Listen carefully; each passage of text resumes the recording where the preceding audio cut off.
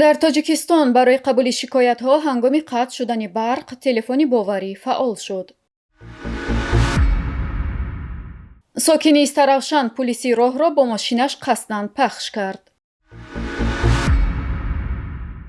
дар Новосибирск қариб дар ҳамаи бахшҳо камбуди нерӯи корӣ ба қайд гирифта шудааст. Украина бо Русия бо миёнҷигарии Туркия асиронашро иваз мекунад. ширкат дар мусобиқаи бокс бориш иҷозат шуд. дар Тоҷикистон телефони боварӣ барои қабули арзу шикоятҳо дар бораи камбудиҳо дар кори шабакаҳои барқӣ фаъол шуд. бо ин мақсад ду хатти телефон кушода шуд. ҳар як шаҳрванди хоҳишманд метавонад бо рақами мобилии 778 88 60 21 бо ҳама гуна саволҳои марбут ба қатъи барқ ва дигар мушкилоти марбута занг занад. ба диспетчерҳо инчунин ба рақами 250 33 01 занг зада метавонад маълумот гирад. аз ҳадафҳои аслии телефони боварӣ сари вақт ошкор кардани мушкилот дар фаъолияти шабакаҳои барқӣ, ошкор намудани ҳолатҳои истифодаи ғайриқонунии нерӯи барқ ва пайвастшавӣ ба шабакаҳои мавҷуда мебошад. ҳар ҷое ки барқ қатъ шуд, шаҳрвандон метавонанд ба рақамҳои зикршуда занг зада сабаби қатъи барқро пурсанд. як сокини шаҳри Истаравшани вилояти Суғд аз ҷониби кормандони милитсия бо иттиҳоми зӯроварӣ нисбати як корманди пулиси роҳ боздошт шудааст.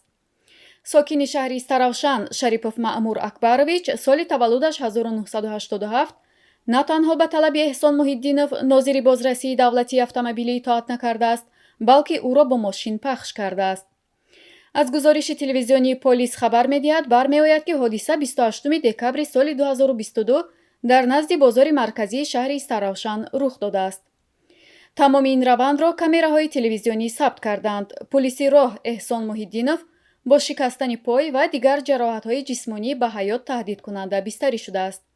аз рӯи ин далел нисбати Маъмур Шарифов тибқи моддаи 328 қисми 2 кодекси ҷиноятии ҷумҳурии Тоҷикистон истифодаи зӯроварӣ нисбати намояндаи мақомот ки барои ҳаёт ва саломатӣ хатарнок аст, парвандаи ҷиноӣ оғоз гардида ба ҳабс гирифта шудааст. дар Новосибирск қариб дар ҳамаи бахшҳо камбуди нерӯи корӣ ба қайд гирифта шудааст. дар ин бора Андрей Травников, волии вилояти Новосибирск, зимни мулоқот бо президенти Русия Владимир Путин изҳор доштааст.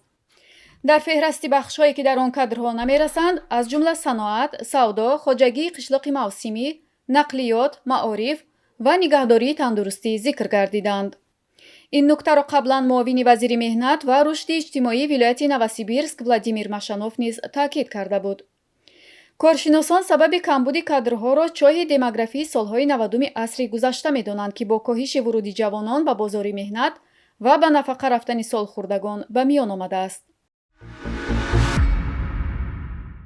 ваколатдори ҳуқуқи инсон дар Туркия Шереф Малкоч рӯзи душанбеи 16 январ хабар дод ки бо миёнаравии Туркия бузургтарин табодули асирони низомӣ миёни Украина ва Русия омода мешавад. ба гуфтаи вай, нақшаи амалиёти башардӯстона иборат аз 3 марҳила омода шудааст.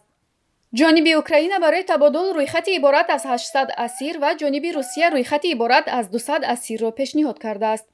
Туркия ҳамчунин пешниҳоди долони башардӯстонаро тавассути Истанбул дорад ки аз ин долон пеш аз ҳама маҷрӯҳони низомӣ ва осоишта, кӯдакону занон ва афроди калонсол метавонанд истифода баранд.